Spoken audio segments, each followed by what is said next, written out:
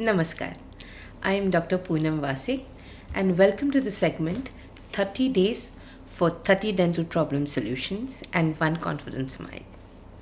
आज आपण बोलणार आहे डेंटल कॅव्हिटीजबद्दल. आता व्हॉट आर डेंटल कॅव्हिटीज?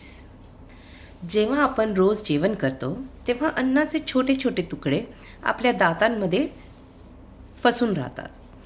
जर आपण ते ब्रशनी व्यवस्थित क्लीन केले नाही आणि फ्लॉसिंगने व्यवस्थित क्लीन केले नाही तर ते बॅक्टेरियामुळे सळतात. त्या बॅक्टेरियामुळे दातांमध्ये इन्फेक्शन होऊ लागतं. आता आपल्या दातांचे 3 लेयर्स असतात. इनॅमल जे सगळ्यात वरचं आणि हार्ड पार्ट आहे, डेंटिन द सेकंड लेयर आणि पल्प जी दाताची नस आहे.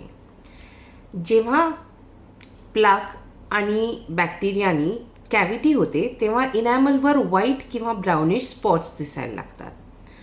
जर आपण ते व्यवस्थित क्लीन केले नाही तर ती कॅव्हिटी स्प्रेड होते. कॅव्हिटी स्प्रेड झाली की ती आतल्या लेअर म्हणजे डेंटिनपर्यंत पोहोचते. डेंटिनपर्यंत पोहोचली तर आपल्याला वेदना होऊ लागतात, दातामध्ये ठणक बसू लागते आणि जर त्याहूनही आत कॅव्हिटी वाढली तर ती पल्पपर्यंत पोहोचते. ह्या वेळेस दातांना भयंकर वेदना होतात. तर आता आपल्याला जेव्हा कॅव्हिटीज दिसतात दातावर तेव्हा ते व्हाईटिश स्पॉट किंवा डार्क ब्राउनिश स्पॉट्ससारखे दिसू शकतात. आता ह्या वेळेस कॅव्हिटीला जर आपण तुरंत क्लीन केलं आणि फिलिंग करून घेतलं तर त्या कॅव्हिटी पुढे वाढत नाहीत. तर कॅव्हिटी इन्फेक्शन काढून दाताच्या मुळाजवळ फोड होऊ शकतो. ते आपल्याला अवॉइड करायचं असेल तर व्यवस्थित कॅव्हिटी क्लिनिंग करणं हे गरजेचं आहे.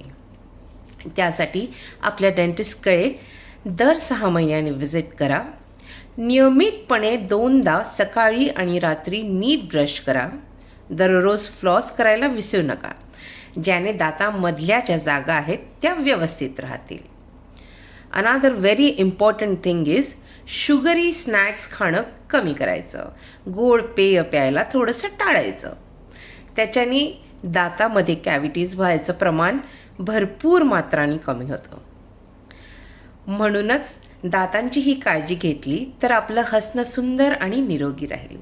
त्यामुळे आजपासूनच चांगली सवय लावूया आणि कॅव्हिटीजला दूर करूया.